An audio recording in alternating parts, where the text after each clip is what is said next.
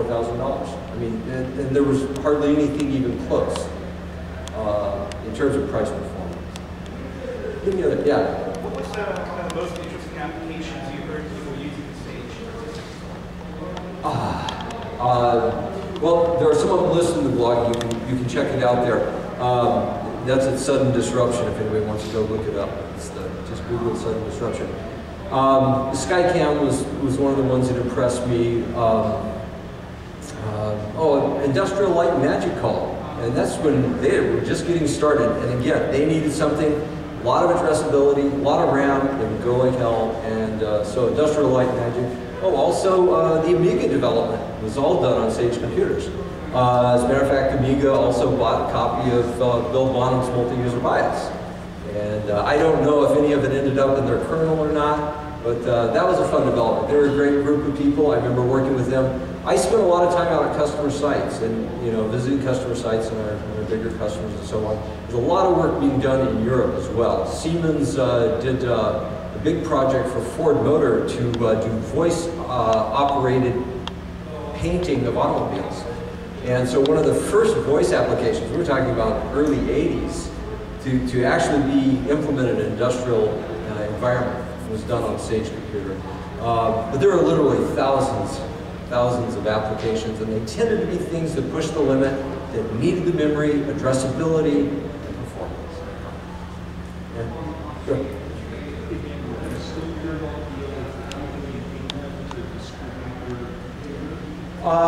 Yeah, I would. For me, that was delegating a chunk of the marketing that at the time wasn't a priority. And to be honest, TDI did a better job marketing than we did, period. Their bang for the buck was better. Their ramping of volume was better and more predictable. They did a great job. I still have a lot of respect for the people at TDI. I mean, even though they essentially, and I didn't mention, by the way, that the reason the TDI thing happened the way they did, why did TDI sue us? Didn't know it at the time, discovered later, it was actually at the end of the blog post. Dave Winstanley had invested in TDI and ultimately gained controlling interest in TDI. And so he's the one who invoked the lawsuit. It was just another place to fight. And he's a strange guy. He was just engaging us from another venue. And he ended up, TDI was a weapon for him to use, and the weapon got spent. And they went, like I say, they went into liquidation, the company was closed down, and they lost everything they had. Yeah? Did you have trouble getting RAM and other parts like that? No, not really. One of the things in terms of RAM, 180 nanoseconds was standard when I started doing the design, but I always tried to design for, to project where the price curve is going to be. And I literally did graph paper and projected price.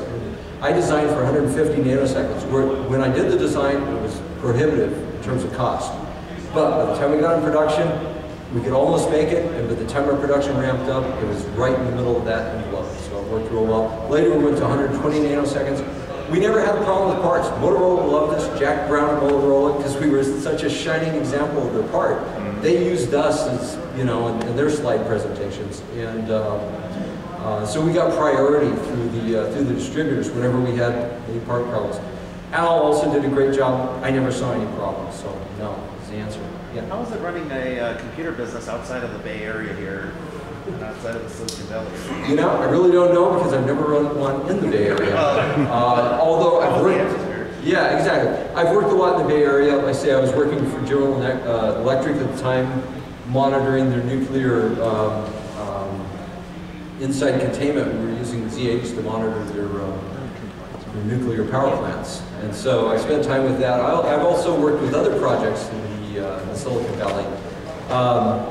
In some respects, you're more isolated, so you don't have as much job hopping, although we obviously had some job hopping that was going on. We brought a lot of people out of the Bay Area. But if they come up there and bought a house, the quality of life is nicer, That's why I was up there. I kept going back to Reno.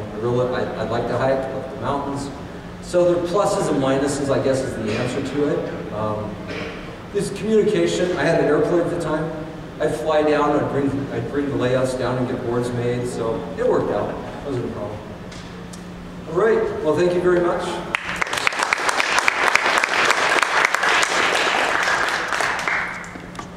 Thanks a lot, Rod. That was great. Just curious, I read Bike magazine later in the 80s. Steve Suracia, I believe he had a 68,000 wire wrap. Thanks a lot. Sure. Probably as soon as you sat down, right? Let's say it was around 88. I just think about it at the end earlier. Steve Sorokin's the guy who worked for me. Just wanted to. No, this is Steve. C-I-R-C-A. Oh, Circuit Seller. Yeah, Circuit exactly. Seller. Right. I He always remember did the when hardware. And I was just curious if it was any relation to your... No, didn't know him at all. Hal Hardenberg I did. And Hal and I got along well. He had D-Tech grounded, if you remember. And he was a great guy. Both Hal. But no, I didn't know Steve at all in that design. Thank you. Well, that was as much of a soap opera, I guess. It ended up getting filtered to various, 2 or 3 different ownerships. One of the guys that headed it up ended up in jail. No, it's Salams? Salams, Cool. BC, yeah. Excuse me, guys. And so I'm not sure of all the details of that because I was gone.